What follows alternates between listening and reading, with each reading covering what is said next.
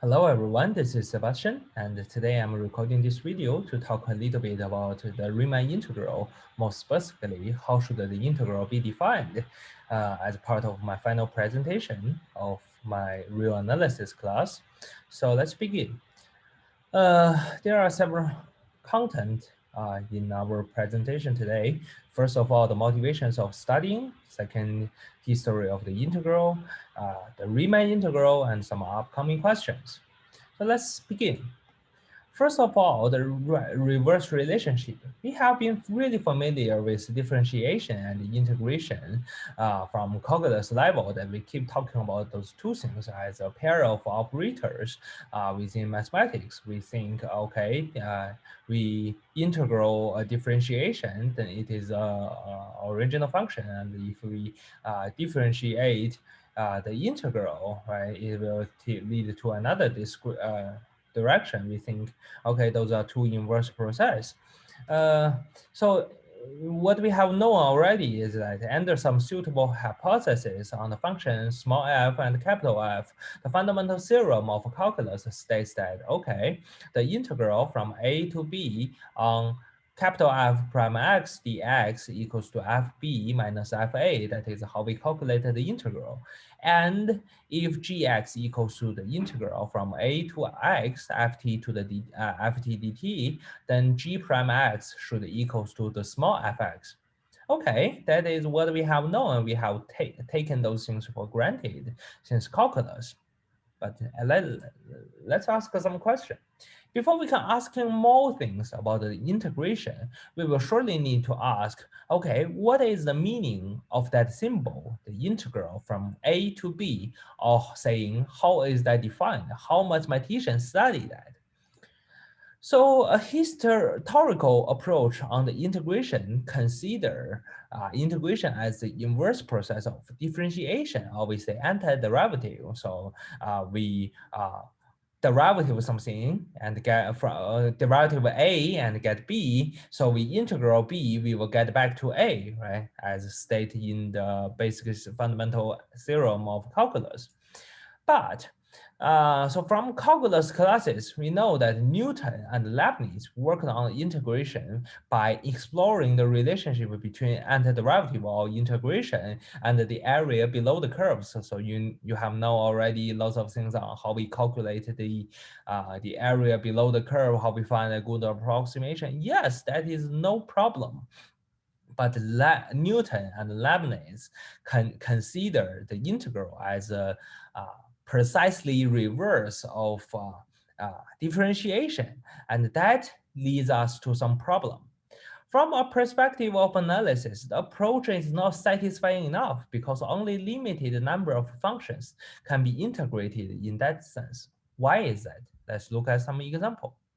So we know that from analysis, every derivative must follow the intermediate value property. That is what we have learned already in the real analysis. And thus, any function with jump point can't be differentiated, right? That is what we have learned by differentiability criterion.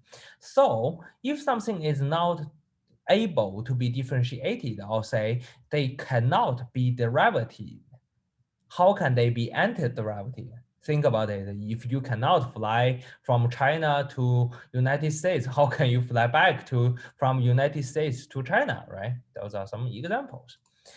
Let's see this example. This kind of thoughts that derivative and the integral are precisely reverse of each other leads to a really unsatisfying result that even the simplest function, such as this fx, say fx equals to 0 if x is smaller than 0, and fx equals to 1 if x is within 0 to 1. We cannot calculate the integral. Why is that? Because there is a jump point, right? It is 0 when it goes to 0 as close as possible, and suddenly the function value jump to 1 when it reaches to 0. So it cannot be differentiated at point 0. But in that sense, how can we calculate the integral, right? But it's not also proper.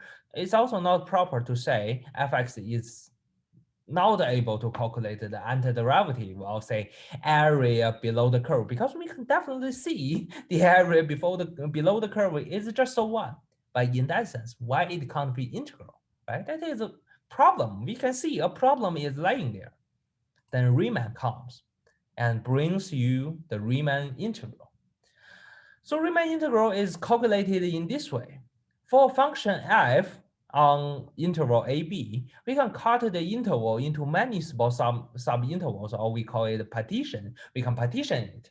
And on each interval, xk minus 1 to xk, we can pick some point ck, say ck within that interval, and think the function value at point ck is a good approximation of fx on that subinterval. So you must be really familiar with the approach we use here, that you cut the function, cut the interval into small equidistant intervals and draw a rectangle to try to approximate the function.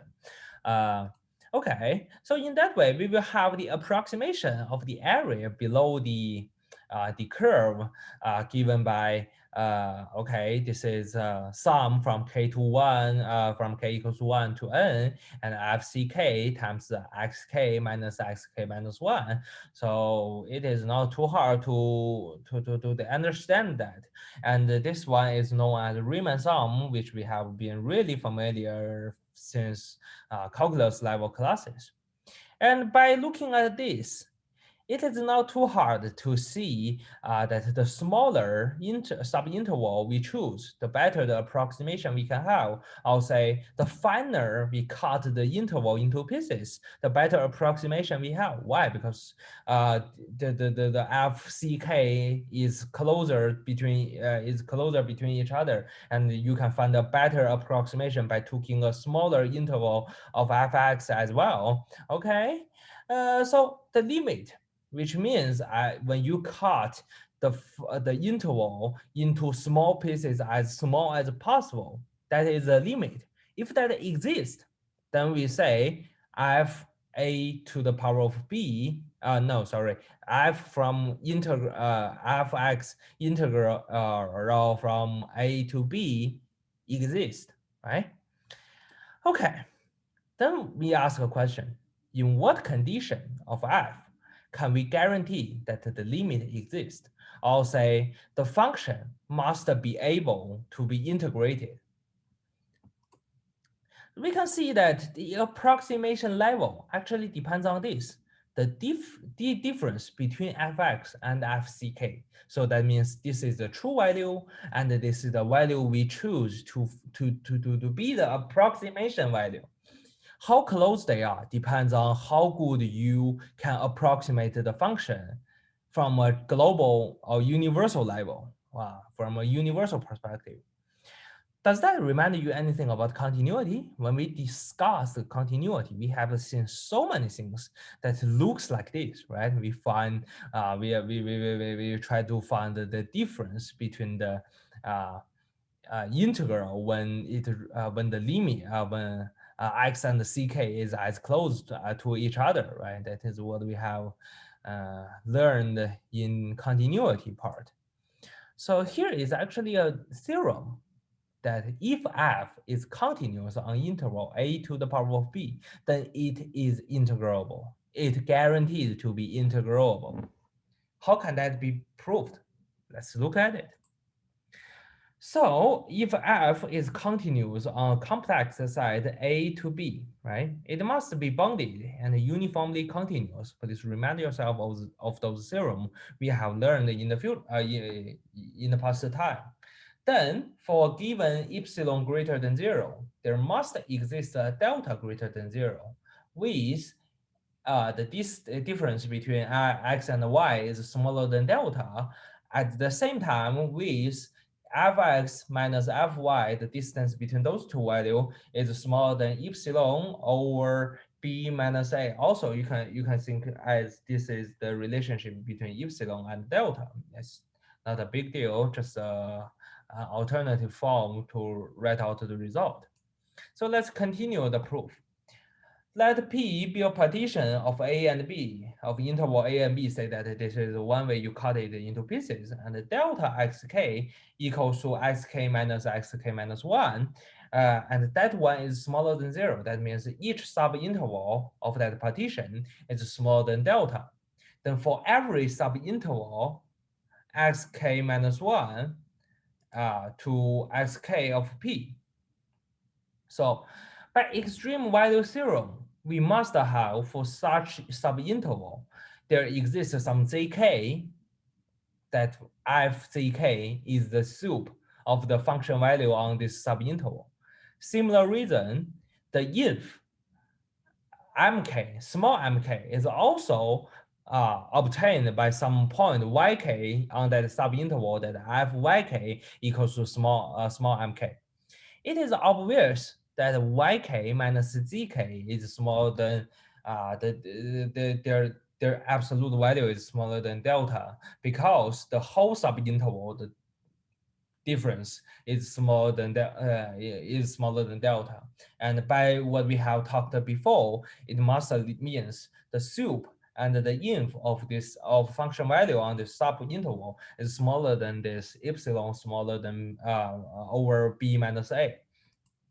And in that sense, we can use the integrability criterion. We can prove that the continuous function must be integrable.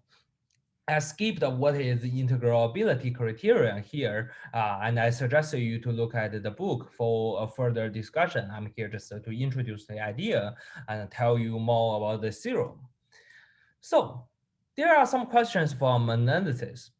As the function we mentioned before, this function fx equals to 0 if x is smaller than 1, and 1 if x is between 0 and 1. We can easily calculate the interval from negative infinity to 1 of fx is equal to 1, as we discussed before, right? Therefore, we know that there are some discontinuous function can be integrated. Of course, we know it can be integrated, but we want to know at which level of this continuity a function will turn from integrable to unintegrable. From calculus, I know many of you got the result that if the jump point or discontinuous point here is finite or countably infinite, it is integrable. But the question is, how can we prove that from a perspective analysis to give you a precise and accurate proof on that fact instead of an intuition thought? Furthermore, in the future, when you keep working on functional analysis and analysis on real space and complex space, can we think about this question? Is set or something does not look at the typical function to be integral, to be integrated? The answer is yes. And what we will have there is what we call the measure. Those are really fascinating things, and I'm really looking forward to discuss with you in the future more deeper, much deeper complex analysis class. Thank you so much. That's what I want to share with you. Have a good one.